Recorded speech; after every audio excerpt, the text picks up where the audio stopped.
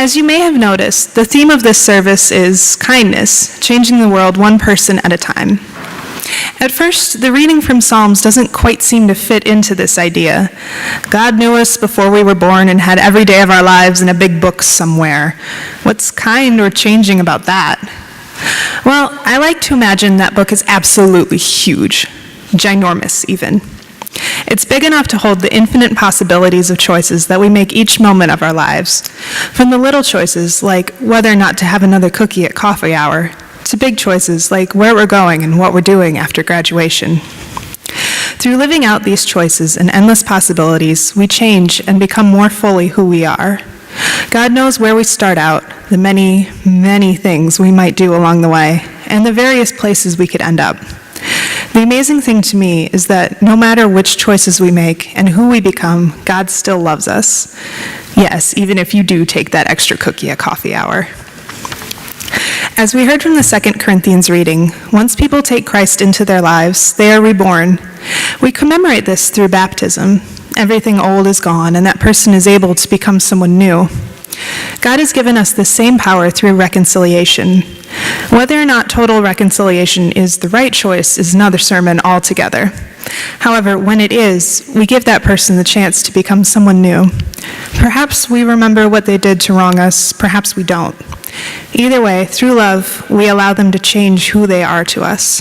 This kindness, this love, brings us closer to being like Jesus. And hey, who doesn't want that?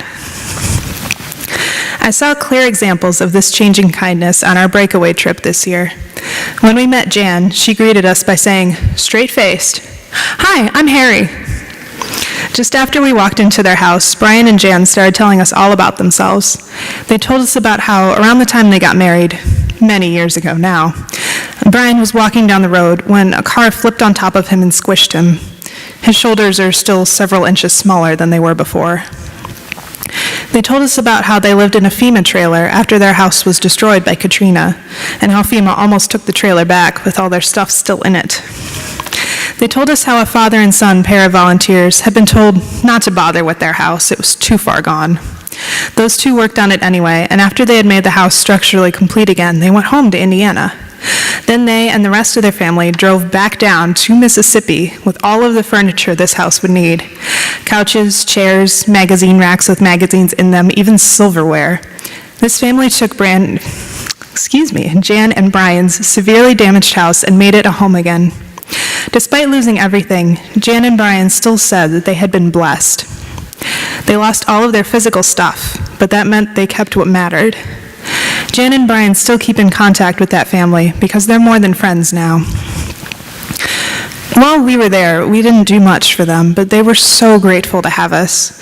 They talked with us about the changes their lives had gone through. The two of them had a long-distance relationship back in the days when the best way to keep in touch across states was letters. Jan told us about how she had asked Brian to marry her, and he came back a day later to give her his answer, when she was still in curlers and a bathrobe. Brian still can't get over that she asked him first. Although technology makes long-distance relationships easier now, I still identified with being far away from the one you love. It's nice to see that there is a way ahead where two can get past the distance and the stress of moving and finally live in the same place. Because Jan and Brian are about 80 years old, they are beginning to fall apart, but they are falling apart together. Brian has been living with chronic pain, so Jan does most things, but it is important to keep him engaged and have him help. Jan is beginning to go blind, so Brian is the one who drives them.